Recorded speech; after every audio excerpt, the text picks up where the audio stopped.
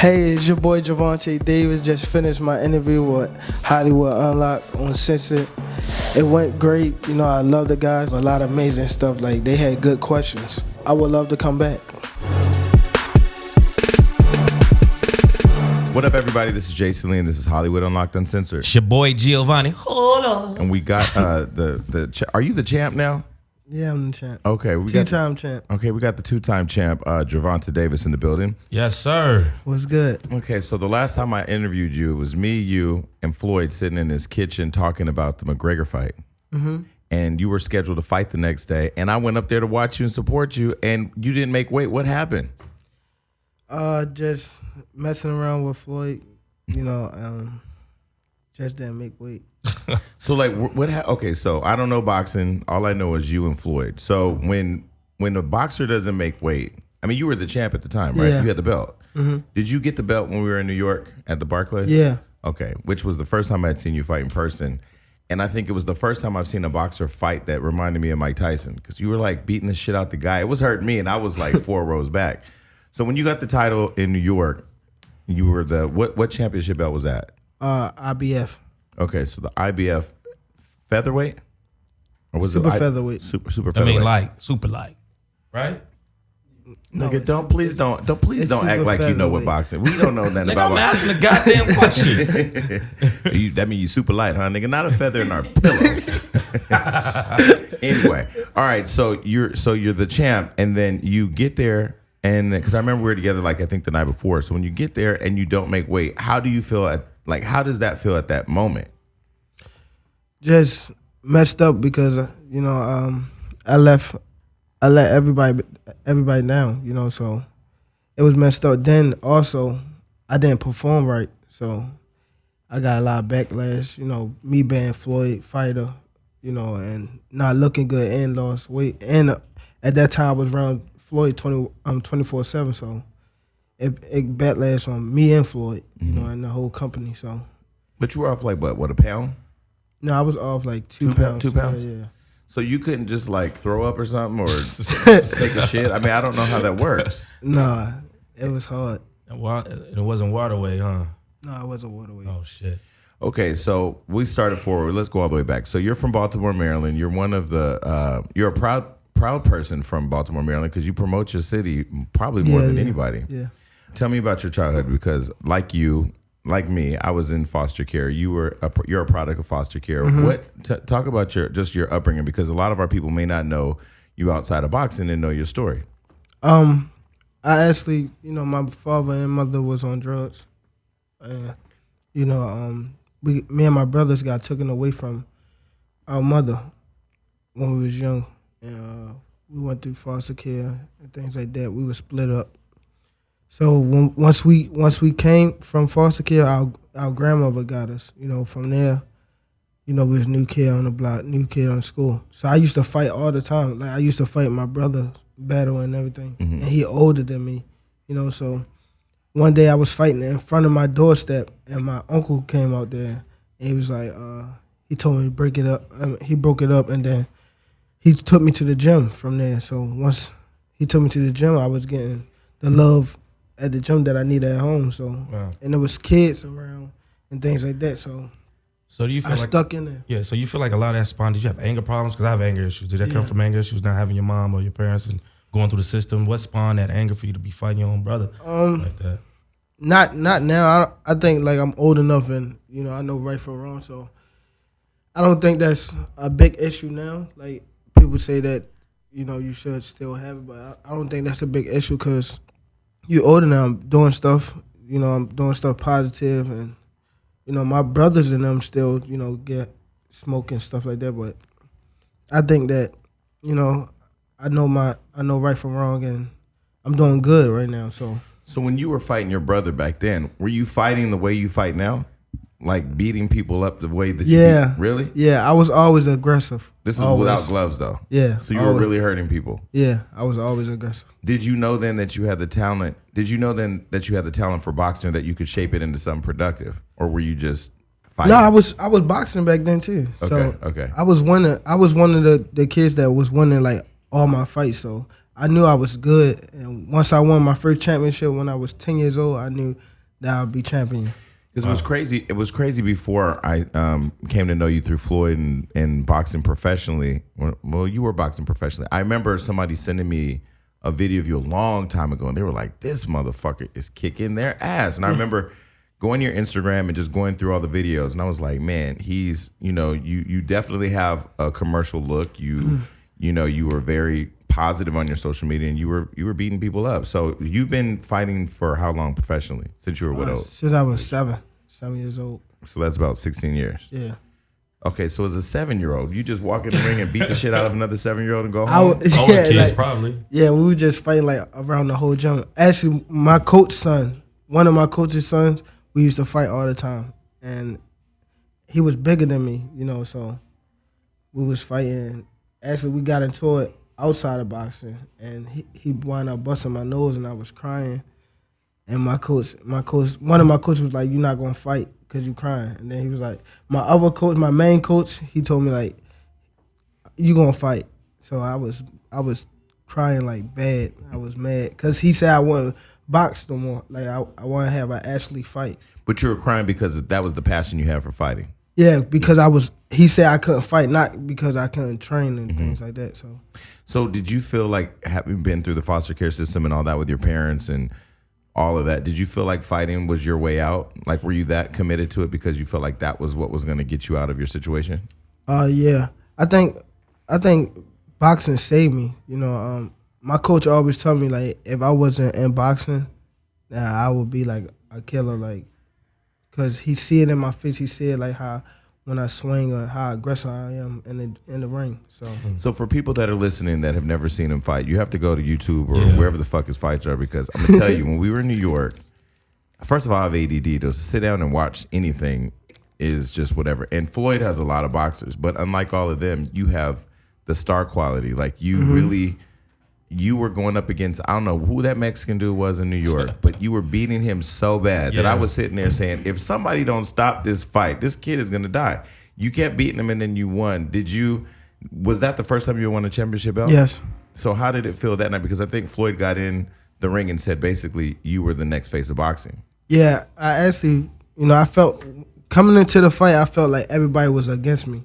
Like even, they was picking him to win. Like the odds was crazy. So I felt like I was coming at, like I was against everybody in that arena. So But Floyd too? Everybody, like I blanked out. Like I it was just so. It was. You were fighting. You did feel like you were fighting, and it looked like you were proving something. Yeah, that's what I was doing. So was it personal? Yeah, it was personal. It was personal. What's your mindset like when you walk into that ring, when you get in that square, and you looking at this guy that's probably bigger than you, probably might be stronger, more arm length? What's your mindset? Kill him. Yeah. Kill him. So when you're hitting the person, because Floyd used to be more of an offensive fighter, but now towards the end of his career, he was more defensive, right? You're offensive. Like you're rushing them. You're not waiting for them to come to you. No. Damn, that's that 23 arrow shit, man. And Baltimore mentality. Yeah. You was fighting every day to live in the streets. Hell yeah. But that's where it goes back to reminding me of Tyson. Tyson didn't dance around in the ring. Tyson, like, as soon as that bell rang, he was in your face. I'm like, damn, nigga, we just started. So when a person is an offensive fighter, is that typically earlier in their career, or does the body wear down as years go by and then you just switch up your style, or how does that work? No, I think how your trainer taught you. But Floyd, his father always was taught defense, so he was mostly defensive fighter. Like he was sharp, like with defense. So he basically a counter puncher. So that's how I am. But I'm aggressive. So and you're throwing all those hits. You're not getting tired. No. That's 23, crazy. Man. What's your diet like? What's your? Do you drink? Do you smoke? No, I don't drink or smoke. You're gonna ask a professional fighter on the air if he drinks or smokes. Listen, let fucking Ron Artest and J.R. Smith. Okay, but they ain't allowed to drink or Well, shit, smoke. I don't know. I'm asking a goddamn question. Speaking of drinking, you and Adrien were together the other night. I was in New York, laying in my bed watching TMZ, and you were. It looked like you were trying to save Adrien from himself. Yeah, because why would he? I didn't want him to say that. Like, if 50 and Floyd got something going on, that's their business.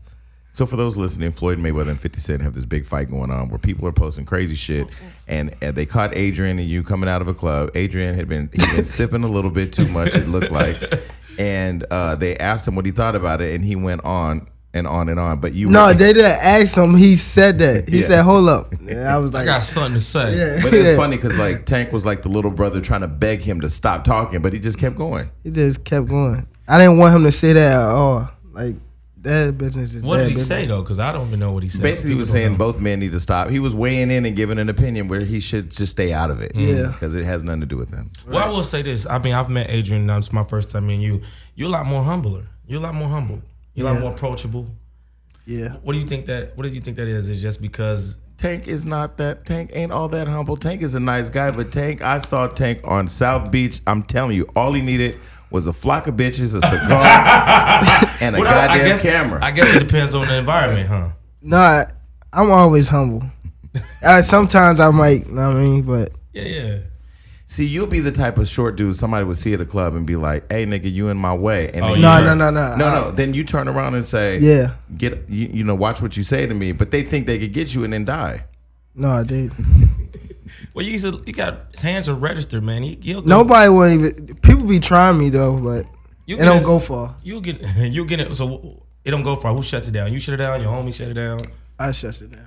Wait, so regular people on the streets try you today? Yeah. Yeah. Really? Yes. Do you think Females and everything, they be just trying me. Do you think that's people that know who you are or still don't? Yeah, they know that I got an attitude problem. So when you say something, I go off. They want to be that one person like, yeah, I'm the nigga that. But do you realize at this point you're rich, you have a lot to lose, you're a star? Do you realize now but I that still have an attitude problem? Like, right, but nigga, you not in Baltimore walking. Okay, I have to tell a story real quick. I was in Baltimore for Ted Roosevelt had this big thing with the unions.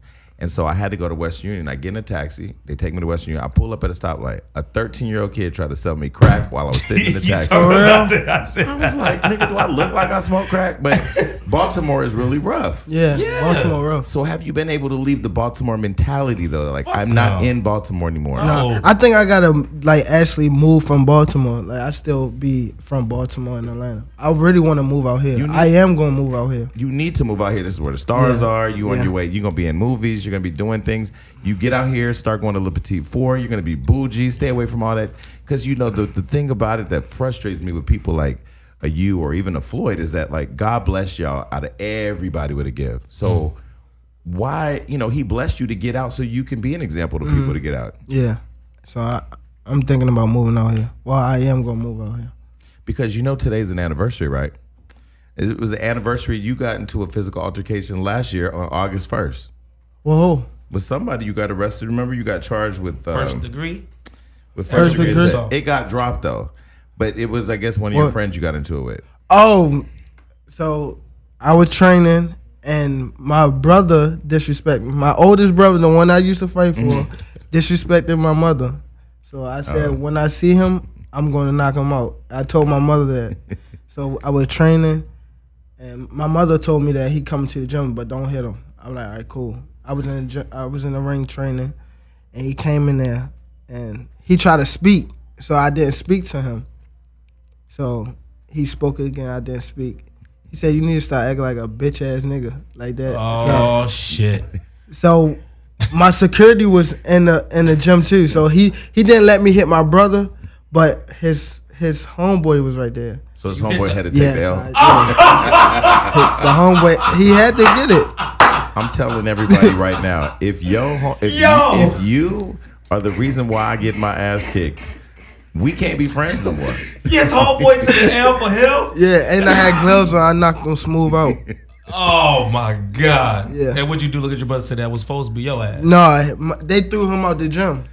So what's your brother's relationship with your mom like now? Better? Yeah, it's good. But we cool now. What's your brother's relationship with his boy now? They not even cool. They for each other. Yeah, I fought his ass too. You got my ass. Okay, Yeah. So recently I was on your Instagram and I saw that you had a baby. Yeah, I did. Wow. So this is is a daughter. Yes. So what did you name your baby? Giovanni. Okay, so they say that when people have kids, the kids change them. Do you feel, because I saw you saying like this was the best feeling you ever had and stuff like that. Do you feel like having the baby changed you? Yeah, I'm actually around her, I'm more softer. Really? So, and also I went through with my baby mother when she was having the child. So my whole looks on women is I have a lot of respect for them. They go through a lot in pregnancy. That's true. I'm a father myself. My daughter's 16, and when I first see my daughter born to this world, it changed my visual and everything. Was you there when she was born? Yeah. Fucked you up? They had a beautiful baby shower. You know, they had did the whole pink theme thing. Mm-hmm. It was fire. So where did this girl come from? Because I don't remember seeing you. Not that I know, because you're real private too. Like you're not messy. So I didn't know who you were involved with. Is this somebody that you wanted to have a baby with, or was this like, oops? She was the one that I wanted to have a baby with.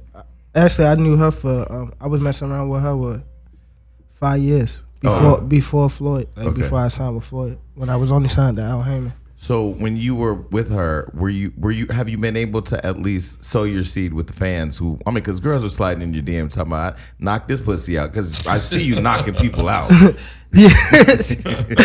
Yeah, and when I took a picture with Trainer, that's it. All rumors came to her like me and Trainer. Well, no, you and Trina were messing around. No, Trina, no, Miami Trina, the rapper. Yeah, boy, no, if you don't, my ear. Hold on, where my ear at? My ear, this ear is to the street. You and Trina so you and Trina were friends. We was cool. That was fucking. No, we wasn't. Oh, I go put that out. So you and Trina. Trina have a boyfriend. You had a girlfriend. That's the best scenario to be in. I just recently interviewed Nick Cannon. He said that being a side nigga has been the best thing that's ever happened to him. Yeah. Okay, we'll let you live. All right, so how do you feel that so you feel like the baby is your daughter's helped you to appreciate women more? Yeah. No, not the baby, but just the process. Okay. Just seeing her, she was crying, she had cramps, and I'm like in the bed with her, like in the hospital bed with her, so I was knocked out. Okay, so let's get to it. So Floyd is one of my closest friends. Mm-hmm. Floyd, how did your relationship with Floyd start? Because I've seen it. It's almost like a father-son, then a homie, then a mortal enemy, then an online war. Like I don't know what's going on, and I never call him to ask him because I really feel like Floyd's relationships outside of ours don't it has nothing to do with me, you know. And Al in the back, he has his relationship. We all have our relationships, but how did the relationship start where you went from doing your own thing to becoming a part of the whole money team or Floyd and Al Heyman world? Man, Floyd, I actually supposed to sign with Floyd probably like 2 years before I signed with him. But the guy that I was going through wasn't legit. I mean, so he got kicked out around Floyd and things like that. So I actually went to Vegas for Adrien versus Sean Porter, that fight. So once I was there, I sparred one of Floyd guys at the gym. Who, Jay Leon or something? No, I sparred Devin Haney. Okay. So when I sparred Devin Haney, Floyd liked the way I fought. So he called me. He had his assistant that contact me. I want to say like within that same week. So they called me back out there. They had me out there. He actually moved me out there. He bought me a car, a $60,000 car, a chain and a watch. All together probably was like. Kind of whip was it? Shit. It was a Rolex. No, car. What kind of whip? Oh, a Jeep. Got you. Like, it was like I think I signed with him like 2015 or 16. So it was like in that year. So me signing with him, he took me everywhere. It's like we built a relationship. Like he was like a father. Like he still is. So he looked at me like a son. And his sons didn't box, so he gravitated to me more. So.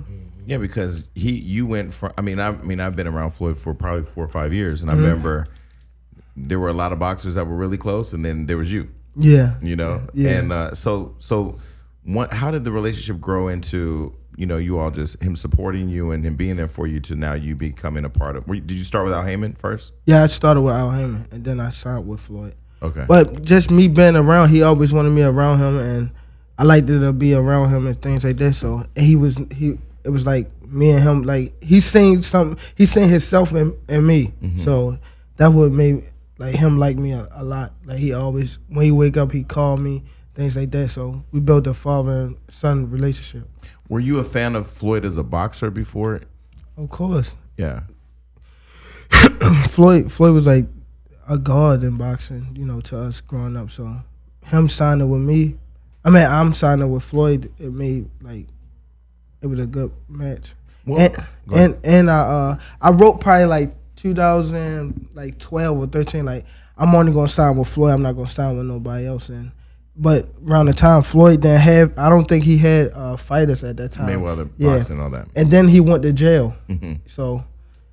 What part of him was what part of Floyd and the fighter or the brand was it that attracted you to wanting to sign to him? Was it the lifestyle? Was it the coming from nothing and becoming the best, or the fighting, or what was it? Just the lifestyle and the way he fight. He was like always a good fighter. Like I watched Floyd when he was like my age, so he was real good at my age. So I always watched that, and then I watched his lifestyle, his females they had around, like jewelry, the money, the cars. I loved it. And you said that I want all that.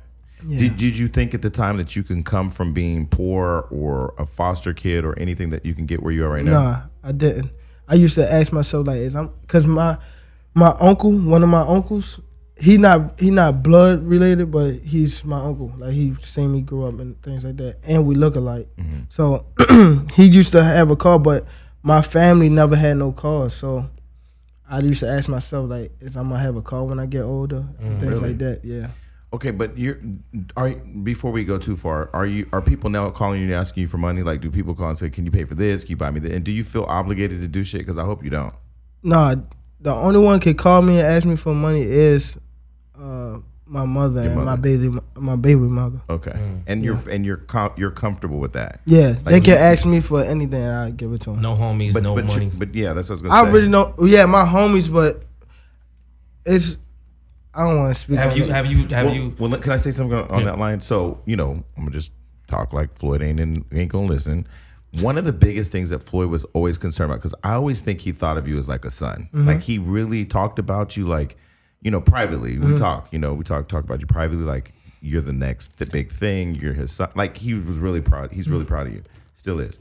One of the things he used to always be concerned with was that you felt you needed to go back to the hood with the homies. Like he felt like you needed to be there. And I could understand growing up from Stockton, I mean, that sense of loyalty to your homies and people that have been there with you. But was that an issue then? Is it still an issue now? It just like I come from that, so it's like the new life was I was like always running from it because I'm not used to it. I'm used to the hood. Like I can still go to the hood right now with all my jewelry on and things like that, money and things like that, and I'd be comfortable. So that's what I did. You know what I mean? And then I was away from that for like 6 months because I was around Floyd. And so once I got too caught up, I was like, I have to go back home. Like I wasn't even around my mother or. So you felt like to go back to what was normal. safe haven So for him. That's where you felt comfortable. Yeah, I was super comfortable in like the hood. So the new lifestyle, it was like, what I'm doing here. Did you feel like you didn't belong there? Yeah, Why? because that's where I come. I come from the hood, so No, but I'm why- used to that. Why didn't you feel like you belonged around? Because stepping into Floyd's world is very different for Yeah. people that don't know, and you can't really even explain it. Why did you feel like you didn't belong there? I come from the hood, so the hood was all I knew. Like they say out here, like LA, like the drugs is like a party drug is coke. In the hood, if you do coke, we look at you like crazy. Right. I mean, like if somebody asked me to do coke, I look at them like, Swear to God, true story. Somebody just came to my house today with some weed when I got here from the airport and pulled out 4 things of cocaine. Talking about, can I use your restaurant? No. yeah, Fucking cocaine That shit stains on ruined my counter. mom's life. No. yeah. Now they mad at me in my text talking about they can't fuck with me no more because you can't bring coke in my house. That's funny. Yeah. Have you found a way to discern like which one of your friends like really needs some money or just asking? Like, do you still got homies that like you grew up with that ain't doing too good that need it? blessed them, or have you found that way to? Nah, I had homies that I bought them cars before my mom. Sheesh. But my mom didn't know how to drive. Like, she still don't know how to drive. Mm-hmm. Like, I bought her like a little hoodie because she keep crashing her cars. No, for real. I don't want to spend no crazy money and she crash it. Right. I mean, so I got her a hoopty like to drive around and things like that. No, she know how to drive. You're a superstar. What you do now is you call Uber and you get her a lifetime Uber account and let her Uber anywhere she want to go, so she get a driver and she ain't got to pay for it. Yeah. Well, come on, we need to get this branding together. Okay, so you said you bought your friends' cars before your mom. Do you think that was the thing that started the pressure between you and Floyd? Because I know, like, I can see from your angle where, you know, you started boxing on your own. You grew up through it on your own. You get in the ring by yourself. And so as a man, being able to survive the streets of Baltimore, being able to get in the ring and fight on your own, it's kind of hard to then have somebody come in and try to be your parent. Yeah. Do you feel like him trying to influence you not to go back to the hood and do shit for people that you love was the start of you guys starting to have problems? Yeah, sort of. But did you feel like you could just talk to him about it and say, look, nigga, relax? It's basically like, that's like, I'm telling my father, like, he gonna always say don't go, because he know it's bad for me, and that's where I came from. So, and he know I was getting into hella trouble when I go to the hood. So I was like fighting and all types of stuff, like having guns on me. Things like that, so do you get the lesson that he was trying to give you then now? Do you get it now? now? I get it now. Okay. That's why I'm moving out here. Okay. I think I'd be more better in LA than Baltimore. So when you were going off online, it was you and Josue and a couple other boxers just going in really dissatisfied with Floyd. Somebody had tweeted, when's your next fight, or when you get out of your contract or something. You said, I want to know too, or whatever. Was you and Floyd, where are you at right now? He just called me like 30 minutes before I got here. You tell me you were coming here? No. Me neither. Okay, so you guys are good now? Yeah, we're great. Okay, so you're signed to Mayweather Promotions or to Al Heyman? I'm signed to both. I'm signed to Al Heyman and Floyd Mayweather. How does that work? Is Al your manager? He's your manager, and Floyd is your promoter. You got it good. Damn, you got it super good. So how do you? Because you're still the fighter that has to get in the ring and beat everybody up, and you're the star. Yeah. So like, how do you manage? That's two powerful people to be in the middle of. How do you manage that? It's a great feeling. You know, I always I grew up, and like all the guys I was around, they were signed to. Well, the older guys were signed to Al Heyman, like Adrien, Danny.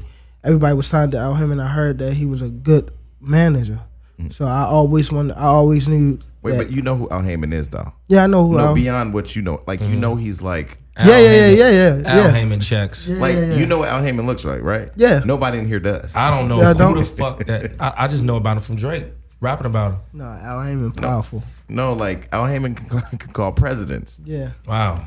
He powerful. And so you understand the power that you have in terms of having. Yes. Okay. Yes. Okay. And like I said, I did another interview this past week, and I said that my daughter, who I want in her life, is Al Heyman and Lauren Shavakin. Lauren Shavakin is a part of me. Who was that? He work on my team as basically like a mentor, like a life coach or something. Yeah, like that. Okay, yeah. that can help guide you. Yeah. Okay, so you're good friends with Meek Mill. Yeah. I'm a fan of Meek Mill. That's my homie. I'm more of a fan of Meek Mill now because of how he's taken a political stand against kind of what he's been going through with incarceration and this unfair probation. What have you learned from being around Meek or being friends with Meek? Because I see you guys are really close. He's been supportive. Both of you been supportive of each other.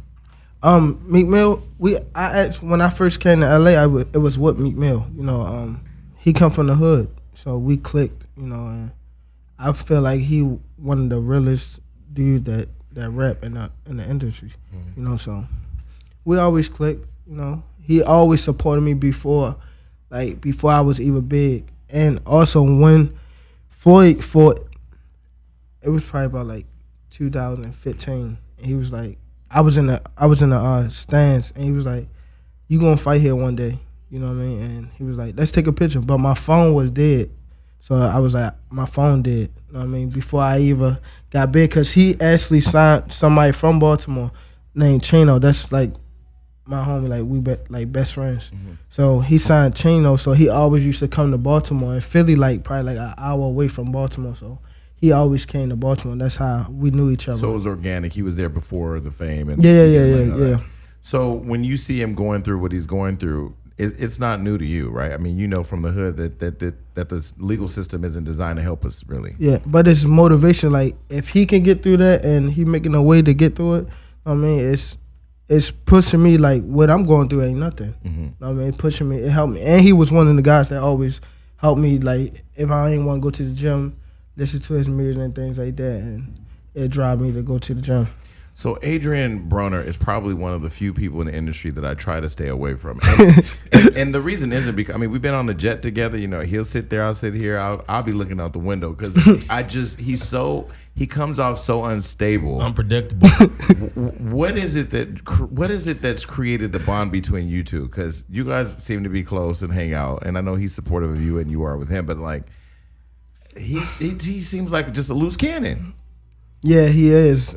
He is a loose cannon. But man, Adrien, we've been together forever. So he was one of the guys that like we was close, you know what I mean, in boxing. Way before. Yeah, way before. So before you were with Floyd or Al, you knew Adrien. Yeah. Okay. Actually Adrien used to call Al and like I'm with Tank and things like that. And I used to tell Adrien like put in a word for me with Al. Okay. You know what I mean, so I always was around Adrien. I was probably like, I want to say like 14, 15 around Al. I mean around Adrien. And also one time, my coach dropped me off in Ohio because they had a tournament in like another state. So he dropped me off in Ohio, and he dropped me off with Adrien. So I was with Adrien, and I told my coach like I'm not coming back home, and he had to come and get me. So we were together forever. So you and Adrien are homies. Do you feel now that you're Floyd and he's Gervonta, that you now have to parent him? Because the way you looked on the TMZ the other day, it was like you were begging him he to save did do himself. crazy stuff. Like I already know what he gonna do. Like Well, not to cut you off. The thing is, like, after Kanye lost his mother, he went off the Richter scale. When I started noticing Adrien kind of going off the Richter scales after he lost his first fight, after he been undefeated, do you think that had something to do with it? That whole Was that what made probably Donna? so. Was that Maidana?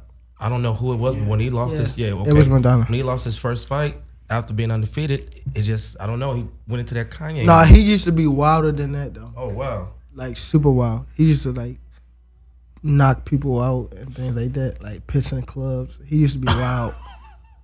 I remember I think he said something about the Mexicans. I mean, he literally says and does what he wants. I mean, the Maidana fight was pretty bad though.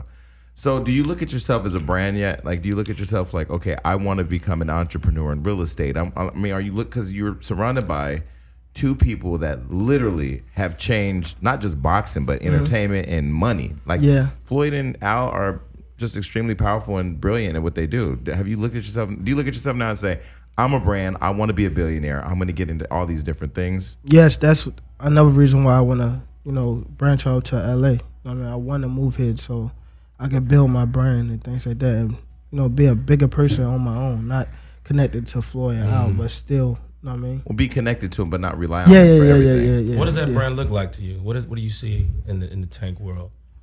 I feel like I can be big, like super big, if I stay focused. Because I saw you and I got the hookup too. I saw you on set. Oh yeah.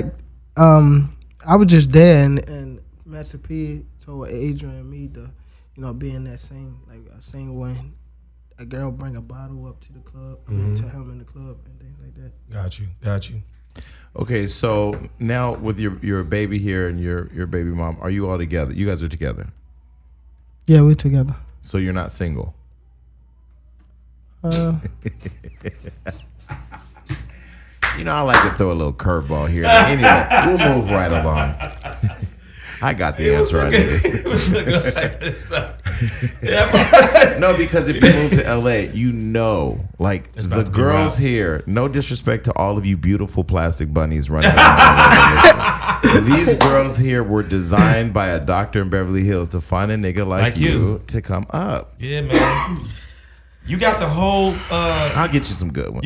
Wait, we got. I don't know if he's single. Call me. Look, you got the whole goddamn LA starter kit magnet package. The chains.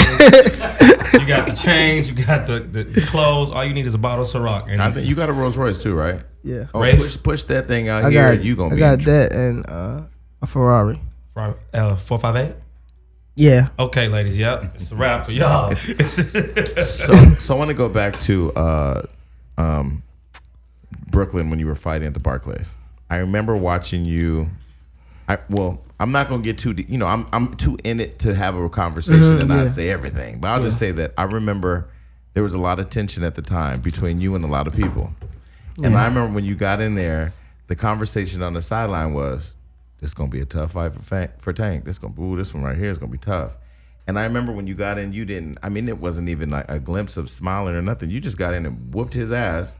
And then when you won, what I respected about you was, even in the midst of proving everybody wrong, you didn't say, "I told you so," or you weren't disrespectful.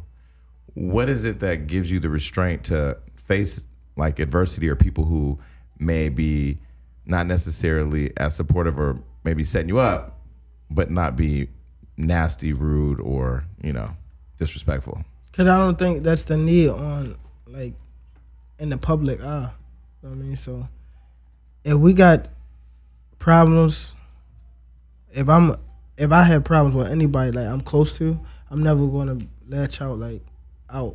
I mean, I tell you in your face, or we could even fight. You know what I mean? But I would never like do it like at that time, like on Showtime in front of millions of people. So, like your buddy Adrien. Yeah, Adrien, crazy. I remember the night that you were with Al, and you had. It was so funny because we were all trying to lure you to Floyd's house. I forgot what for. It was like a day or two before the fight. And Al's assignment. Al had one job to do. Al's job was to bring you to the house. You never made it. Didn't he drop you off and drove off? Yeah. When? Al walked in the house and we were like, "Where Tank at?" He was like, "He just drove off." For real? Why'd you do that? But you know how like when your kids are rebelling, like when people are just like, "I ain't about to deal with that, so I'm just out." It was one of those situations. But anyway, I'm glad. I probably was hungry. Yeah, I probably was hungry. Okay, so what do you think one of the biggest misconceptions are about you? Like, what do you think people think about you that's not true or that's maybe misunderstood? Probably just my boxing. They think that's all I do is bang, but I can really box. Like, I could box like Floyd if I wanted to. Defensively. Yeah. Like all around. Yeah, because when you were fighting in Brooklyn, I remember the punches were being thrown so fast. How do you avoid getting hit? That's what I don't understand. Because like there were a couple where I swear I thought he was going to connect, but you dodged it. How do you just have really good defensive skills or? Yeah, I've been doing it for since I was 7. So, like, I could tell like how you position your body, like how you gonna throw the punch, things like that. So I had Cardi B here, and I could tell when she made money because she got her teeth done, and I could see you got yours done. How much does it cost to get a smile like that? Because the smile looks expensive. Well, I only paid $15,000. I only paid $15,000. Only rich people. Ain't that rich people shit? Yeah. Oh, she only paid $15,000. Yeah. What you think about when Floyd got that $18 million watch? What was your first thought of your mind? He balling for real. His people on a whole different level. Did you see yourself buying something that extravagant? Nah. What did you think when he told 50 Cent that he needs to argue with his watch because they're on the same level? That's funny. Both of them funny as hell. Yeah. Just going back and forth with each other. Like, I read that caption. They funny, like super funny. I actually like laugh at that caption because I don't take it serious because I know they really like they close. So I just like they just beefing. So are you and Floyd now closer? You and him closer where you can call him and say, "This is some bullshit. Fix it." Get this together. You have that. At first I wasn't that close when I signed the L. I wasn't really like I never talked to him on how I talked to Al. I called somebody from his team. And it was like, Al was my manager. I'm about to go for a world title. I never spoke to him yet. Yeah. So that's when Al called me. Yeah. And then we talked. But now you're close. Now you're close Yeah, enough. I'm the close relationship is real enough to where you can be real. Yeah. Yeah, that's when you can really make things happen. Because I know in the early stages, it's figuring out that rhythm where, because Floyd is a hothead too, and you a hothead, he a hothead, I'm hot. Everybody's a hothead around the. But Al is more. He older, so he'll tell me like you gotta chill out. He'll tell me that like you gotta calm down. And do you say to yourself like, this is the one person I'm gonna always listen to? Al is the one that I listen to like. Because Al know Floyd too, but Al is the one that I really like. Yeah, I gotta change. Like no, because Floyd said the same thing. He said. He said, I don't care what anybody say, but whatever I'll say, that's what I do. Yeah. Whatever I'll say, I do it. So what is next for you? Like, when is your next fight? I fight in October. Oh wow. Yeah. Me and Adrien fighting together. On the same card? Yeah. He fighting main event, I'm fighting co-main event. Okay, so you got the title back? Yeah. All right, so I'm starting to figure out these healthy habits. I am exactly 2 weeks away from turning 41, and my skin has never been better. I am now using BioClarity, as you know. I've been talking about it on the show. And I found that in my travels going to both Atlanta, New York, and Delaware, high humidity places, that I had to switch up my regimen. So I looked at BioClarity to see what the options were. And I used the clear skin routine, and that's usually for like a combination of oily skin and breakout prone skin. I broke out on my right side, went right and got to the left. So what it is, 3 easy steps: cleanse, treat, and restore. It contains nourishing plant extracts like chamomile, green tea, cucumber, licorice root, oat, kernel, plus Floralux from chlorophyll. All of these are things that I know my mama was using. But anyway, that's what I'm using now. And my skin is just better than ever. Well, that's good because I'm using the Essentials routine. That's for normal or dry skin, even though I'm a little sweaty right now. But it's 3 easy steps: cleanse, restore, hydrate. Contains hydrating plant extracts like chamomile, green tea, and everything that Jason said as well. It's hydrating but lightweight, so great for spring and right now, summertime. And this is the thing, people say, oh, they're just reading these off the paper. Yes, we are choosing brands that we believe can elevate your life or save you some money, because you guys matter to us, and the fact that you support our show. When we get opportunities to try new brands that work, we want to make sure we share them with you. So in order to get started on healthier habits with your skincare, just go to bioclarity.com, and all of our listeners will get the first month for 50% off of a routine, plus shipping is free. And it comes with a 100% risk-free money-back guarantee. So all you have to do is enter my code UNLOCKED, and you get that. And that's bioclarity.com, and enter my code UNLOCKED, and you get it. And if you don't like it, you can send it back. You're going to love it. So when you didn't make weight, that means you literally had to relinquish your title. Yeah. I think I still had the belt, but the title. Yeah.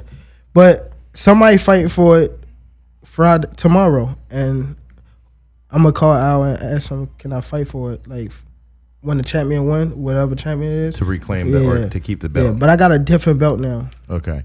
And so what is it? What type of person is it that you allow to become your friend now? I mean, Drake had said no new friends. I swear to God, I understand now why he said that, because you never really know people's intentions. How do you let people in now? Like, what does it take to become your friend? Actually, my new friends been good. It's all my old homies that trained. Yeah. Cause I'm coming from I didn't have nothing. Like I used to sleep on the floor, things like that. So just saying my homies, like they see that I'm big now, so they switch up. They switch up on me. All of them. Snoop said it best: you can't take everybody to the top with you, man. Yeah. And slowly as you get up there, people will start digging their own graves. Yeah. So are you okay now with walking away from the old homies and realizing that you still keeping it real?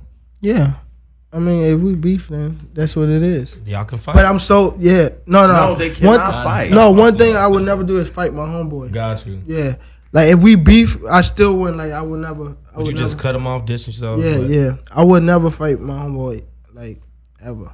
I never fought because I know the advantage I got. If I hit one of my homeboys, they'll be asleep. So do you feel do you still feel like you have to go back to the hood? No, because you know the way you can do that legally and make money is start a foundation. Yeah. Huh? Start a foundation. Yeah.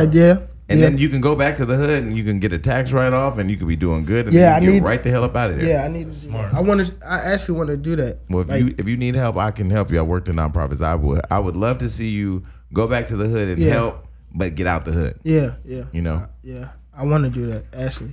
Do it like 3 times a year or like 2. Well, Fashion Nova, my friends at Fashion Nova are looking for nonprofits to put money into. So I'm down to help. I'm here. Okay, so do you have any other questions? No, man. I'm just cold as shit in here. I'm looking at this. I just want to know Floyd come on here and be, well, you see the 18. What do you got on? I want to know what the value is. Everything right now. You can't ask a man. I want to ask. I'm asking. Nosy ass. Cause Floyd be quick. Probably. He doing the math in his head right now. Yeah. Probably like 300,000. Everything. Yeah. That's 350. crazy. Okay, well, I mean, at least you still have it. So if ever you need to melt it, return it, pawn Yeah. it, some shit. Yeah. Okay, so all right, so to all the ladies that live in the 90028 area, you can slide in this DM. We're gonna put it right here at the bottom. All right, well, I'm glad we actually talked, man. And you can come anytime, and any way we can support you, I got your back. I'm glad that you and Floyd have figured that out, because I know privately. See, the thing I know about Floyd is he's stubborn as fuck. He ain't never gonna say to your face when he's mad at you, I really, really love you. But I can tell you privately, and he can tell you, because he be talking about you to us, is he really, really cares about you. Yeah. So He do. all right, well, when you get super, super rich and famous, don't act like you don't know this little show, because Nah. we on our way I to big appreciate things you too. coming by, Tank. Yeah. Appreciate y'all for All having right, me. cool. All right, so I guess we'll just do a two-party weekend recap. I've had a very busy week, but first let's start with you. What'd you do? Oh my God! Well, as you know, my baby girl was here for about 3 weeks, and she just How left. was that? Oh my God! It was great, and it was horrible at the same goddamn time. Why? Because she burnt a hole, not in my pocket, but through my soul. That's how deep that pocket. She's a teenager now, so she came out here. She was out here on a few dance scholarships. It's just expensive. That girl can eat. She can eat. She's growing. She's a growing woman. She can eat, and she has very expensive taste. And You I don't guys know did- where she got that from. You guys did a video that I thought was really creative. Your big ass was out there moving. Yeah, man, I could. I mean, it was dance. really creative. Did Thank you. Did you guys choreograph that together, or how that work? My boy Jabari and myself. My daughter just sat there and just learned it. But I spent a lot of fucking money on this. She went back with about 8 pair of shoes. I had to buy a whole new suitcase just for her to get on that plane, man. Well, it looked like she had a good time. It looked like you had a good time. I did. I needed that. I will say this. I needed that. Every time I feel like I'm going into that dark space or depression, my daughter has a way of getting me out of it, But now I haven't seen her. She hasn't been out here in a year. I talk to my daughter all the time, every day. But living with her for these past almost month, I see that she's really growing, and she's a teenager. She's going through those emotions. She's going through those phases where she thinks she knows everything. She thinks she's grown. Did you take Veronica Obang's advice last week about how not to fight with her about everything and let her? Yeah, I did, and it worked. It It worked. We had a really, really deep heart-to-heart a few nights before she left, and we just kind of got everything out on the table, like on why Dad left, why Dad does this, or how I'm trying to do everything for not myself but for you. And she understood, and she said some really sweet things to me. And it made me feel really good. She told me, Dad, I'm proud of you. I know who you are. I see you in these streets. Like, I know who my dad is, but no matter how many people come to me and say, oh my God, your dad, that's your dad, your dad. She said, you're just still my dad. Well, that's good. And it warmed my soul. I don't have anybody talking to me like that. But I just realized my selfish ass, at least right now, don't want no kids because I'm just on a mission. I just can't. But I did spend this past week, I went to Miami for a few days with the team. And I only seen Floyd for a day, but the next day I went and celebrated with Winnie Harlow. She just turned 24 years old. Winnie Harlow is out in the street. She's a boss. She is making moves. David Grutman, who owns Live and Komodo, paid for this beautiful birthday dinner that we had in the 7th Streeter. Was there? Shout out to 7th Streeter. But we had a good time. Oh, Serge Ibaka was there. Serge Ibaka. Yeah, that name. He sound like he rich. Well, yeah, he's a basketball player. He's really rich. Okay, I don't know what like that is. $65 million deal. But anyway, he's so fucking nice. We exchanged numbers because he has a show where he has celebrities and people come on where they cook really crazy, wild food and don't tell you what it is until they reveal it, and then you got to eat it. Oh, no, I'm good on that. So I told him we're going to do it. Who was we? We, What, Hollywood Unlocked? the showcast. What kind of shit was you eating, though? It could be anaconda. Oh, no. It could be roaches. No. It could be whatever. But yeah, we're going to do it. So anyway, that was great. And then the next night I went to party with Trey Songz at 11. And I will tell you, I drank so much fucking Hennessy that night. You look Trey, like Pilato now. I looked at Trey and I text Trey. I said, I now understand what it looks like to have to have a piece of meat surrounded by a bunch of lions. All of the women in the club wanted to fuck Trey. Yeah, he was at Star Hookah about a month ago, and it was the same thing. It was insane. I texted him, he said, now you get it. I don't see what girls see in that dude. Listen, Trey is attractive. Trey Songz, we gonna give it to him. Trey Songz is attractive, and he has the right amount of, you know, that hair that goes between your belly button and your penis. The happy trail. He has the happiest trail I've ever seen in my life. Just tell him from his photos. But anyway, shout out to Trey. He showed me a lot of love. It was literally me, the dude I came with, Trey, and a bunch of girls. You said a spot called 11? It's 11, a club, yeah. And it was so funny because I did flex my clout at the door. I get out the SUV with this fine ass boy. And I go up to the front and the guy's like, yeah, you know, you're gonna have to wait for Trey. I'm like, no, I'm not waiting for nobody. Right. I'm on TV, nigga. And the funny thing is, he didn't know who I was, but the guy that was running everything did. Was That's like, the beauty part about it. He was like, I know that guy. He cool. Come on, you been in here before. I'm like, yeah. I love when they do that to me. Can I give you a compliment? Yeah. I've been watching you on Wild 'N Out, and you're doing really fucking good. Thank you. Like, I really genuinely found, like I said, before I watched your first episode that I watched, I said, I'm going to watch this like I don't know him, like I don't work with him. And you genuinely had me laughing. Oh, tonight's, first of all, I want to say to the viewers who think me and Gio don't like each other, that's funny. You did text me privately too to tell me that I was doing a good job. And I do receive that because I was terrified. Like, I'm not a comic. I'm not a rapper, but I'm up there holding my own. And out of this season, I'd have to say I'm having the biggest moment so far. You look comfortable, and you're getting more comfortable every time I see you in an episode. It looks progressively like you're getting more and more confident. You're doing fucking good, man. Thank you. I'll be honest with you. Well, tonight's episodes are hilarious. You're in the bed with a man, I see. If you look, but the funny part, because this will have aired by then, so I'll say it. So Big Baby comes up to me and he's just like, okay, we're gonna have fun, and you know, and I'm terrified because I gotta wear pajamas on TV and I'm in a onesie, and there's a bed on stage. I'm like, first of all, between both of us big niggas getting on that little ass bed, like, nigga, we can have a disastrous moment in front of television. So I did some really interesting shit. Like, I went around and I poked the bed. You know, production wasn't watching, but I was like sitting on the bed and I was laying on the bed and I was, what's this bed made of? Is this IKEA? Because if it's IKEA bed, we not getting on the bed. Right. But anyway, once I realized what it was so funny. He was just like, let's have fun with it, man, and you know, whatever. So I didn't know that I was going to go against him. When I saw our faces pop up on the thing, I'm like, oh, shit, they didn't put me in it. But we played it off, and I had told myself I'm not getting in that bed with a man because I've done so much gay shit this season. I'm not going to do that. But he didn't know I was going to get in the bed, and I ended up getting in the bed. And you have to see, you'll see what happened, but it was so funny. But I'm having fun. But I'll be honest with you, season 12 it was harder than season 11. I could believe that, man. There's some heavy hitters on there, but I will say this: it's a lot of people in there that's just fillers. I think that they're using just for their followers to promote, because there's a lot of big people on there. I'm not gonna say no names that I have not seen touch the mic once, and I'm like, okay, that's weird. But the heavy hitters like Chico and Carlos and Emmanuel, they're so fucking good. No, they're beasts. They're brilliant. Yeah, I mean, I would like to say I vibe with everybody. You know, there's some people that I think have warmed up to me a little bit more now. Last season when I came in, you know, did I tell you how I introduced myself to everybody? When you first went to camp? Yeah, we're sitting there all in a big circle, and so they're like, everybody introduce yourself. So all the young people, you know, the Rennies and them and people, hi, I'm Rennie, I do this, I'm from this place, and you know, this is why I'm doing this, and hi, I'm so-and-so. When I got to me, I said, hey, I'm 40, I'm gay, I'm an alcoholic. If you come for me, I'm going to come for you. But if not, we cool. Like, let's have a good time. I talk shit for a living. You know, that, and the people, they warmed up to it. But what I love about the cast is they welcome me in. Like, the first season I was on last season that's airing now, they all welcome me in. This season when I came back, I'll never forget Charlie Clips and Conceited walking up to me and said, bro, you fucking killed last season, and all the vets have been talking about you. I'm like, oh, for real, cool. But they've showed me a lot of love. So, and Justina calls me, and people will call when I have the moments. But her. This season, I've had a lot of good looks. I'm interested to see how season 12 pans out because I was really uncomfortable this season because we moved to Atlanta. It's a different vibe.